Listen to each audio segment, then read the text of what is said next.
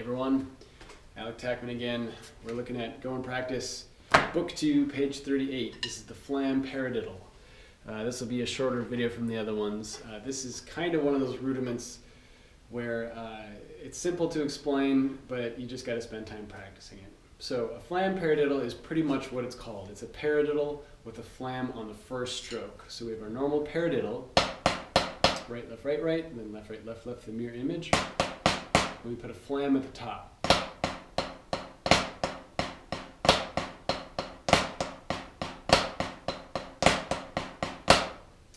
Now this one is tough because the awkwardness of this rudiment, I think, comes from the fact that you have to play 4 strokes in a row with either hand throughout this. And like I said in the last video, flam rudiments are always going to call for like weird triple strokes or double strokes in places that you don't see them happening because we're so used to the sticking and the accents and all that stuff. What we don't realize is when we play a flam paradiddle here,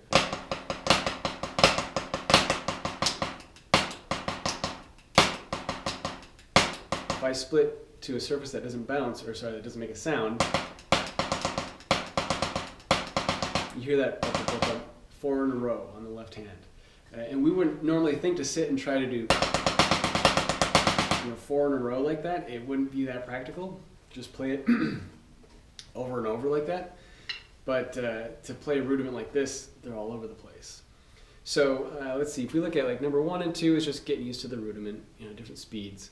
Number 5 kind of starts prepping you for playing 4 in a row. Now the accent in number 5 is not where the accent is in the rudiment, but it's just forcing you to get used to like really zeroing in on the positioning of that third stroke of the 4. 1, 2, 3, 4, 1, 2, 3, 4.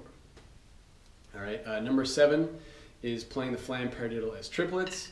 It's just kind of a way to mess with your mind a little bit. Number 9 though is the exercise I'm talking about here. So if we take the flam paradiddle,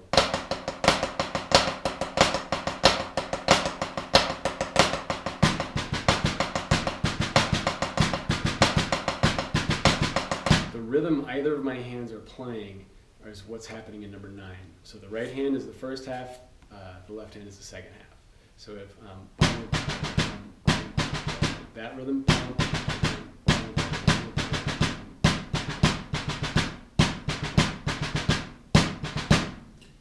all right.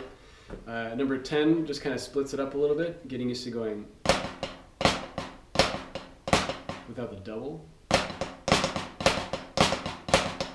Sometimes the double can be distracting. Now, I would suggest going back to the original paradiddle video I did in this series to talk about what's going on here, but we're basically taking the paradiddle and breaking it down to the single stroke driver of it, and then the double, which is kind of the finesse at the tail end of it, and practicing those 2 bits separately. So that's what's going on in number 10. And 11 is just more context for playing with this one. But yeah, the flam paradiddle, it's a quick lesson here. It's easy one to understand. This is just one you got to spend a lot of time with. But take a look at that quadruple stroke in either hand. That's usually the one I think that throws people off in this one. So if you have any questions on it, let me know. Thanks again for sticking around for the videos. It's much appreciated. Nice chatting with everyone in the comments and all that stuff. I'll see you all in the next video.